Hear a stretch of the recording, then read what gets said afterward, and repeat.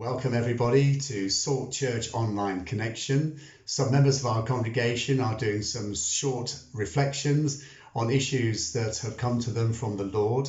And this week it's Jean Speakman who's going to give us a reflection on some priorities in life and that God cares for each individual person. Good afternoon, everybody. When Pastor Chris contacted me a few days ago to see if I would just say a few words on encouragement, an incident came to mind that happened to me quite a few years ago. In our little chapel at Bryn, we have a ladies' meeting every Wednesday at 2 o'clock, and it was my job to open up and get everything ready for when the ladies arrived. And I also led the meeting for visiting speakers. Well, this particular week, I wasn't only just leading the meeting, I was actually taking the meeting. So you can imagine I was rushing around, frantic, trying to get everything together and get to the church before all the ladies arrived. So I flew out the house, and just as I got down to the bottom of our drive, a lady that I know very well was just walking past. So I just said, "Hi, Pat, everything okay?" And she said, "Well, no." She said, "I haven't been very well." She said, "I've just had an operation. And it's the first time that I've been out." And I said, "Oh, I'm sorry to hear that." And then I had to apologise again. I said, "I'm really sorry, Pat." I said, "But I can't stop." I said, I'm going to a meeting. So off I dashed up the road. And just as I got to the top of our road, I realised that I'd forgotten the Sankey in boot that I needed.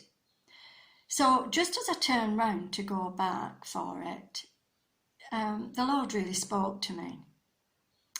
And I really came under conviction because he showed me that he really cared about this lady, and he really cared about her problems. And I suddenly realised that what was important to me was not necessarily important to God. So I went and collected what I needed, and I walked up with Pat, and she explained everything that had been going on in her life.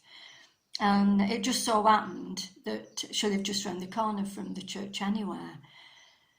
And so the day went on, and to be honest with you, I had plenty of time to do what I needed to do. But the lessons stuck with me. And when I was thinking about it and concerned with the lockdown, I realised how much God cares for each one of us. And a verse came to mind in John 15 verse 12, where Jesus said, "I command you to love one another as I have loved you." And I thought about how Salt Church had been working out that commission during this lockdown. How we've all been in contact with one another because we've had no distractions.